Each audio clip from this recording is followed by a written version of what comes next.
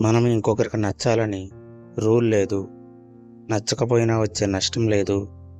మన వ్యక్తిత్వాన్ని చంపుకుని బతకాల్సిన అవసరం అంతకన్నా లేదు. రాతలు బాగుంటే నీతులు ఎన్నైనా చెప్పొచ్చు.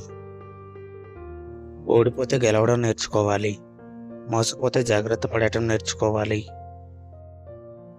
మన సొంత కష్టంతో బతుకుతున్నప్పుడు ఒకరికి సలాం కొట్టాల్సిన అవసరం లేదు. జీవితాన్ని ఎవరూ ఊహించలేరు. ఎప్పుడు ఏమైనా జరగచ్చు. అందుకే ఉన్నంత వరకు జాగ్రత్తగా ఉండాలి. గొప్పగా చెప్పుకోవడానికి ఏమీ లేదు. నాది అందరిలాగే మధ్యతరగతి జీవితం. మాటలకు చేతలకు తేడా ఉంటే నీ మాటలు ఎవ్వడూ నమ్మడు. వాడికి మనతో అవసరం ఉన్నంత వరకు అబ్బో నీ అంత గొప్పవాడు లేడు అంటాడు. వాడి అవసరం తీరిపోగానే పక్కవాడితో వాడు పెద్ద ఎదవా అని చెప్తాడు. నీ జీవితంలో అద్భుతాలు జరగాలంటే నువ్వు భయపడటం ఎప్పుడు మానేస్తావో అప్పుడే అద్భుతాలు జరుగుతాయి.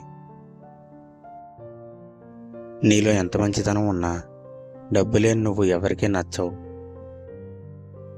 మనసులో నువ్వంటే చాలా ఈర్ష్య కుళ్ళు పెట్టుకుని పైకి మాత్రం నువ్వు చాలా బాగుండాలని నీతులు చెప్పేవాళ్ళు మన చుట్టూ చాలామంది ఉన్నారు.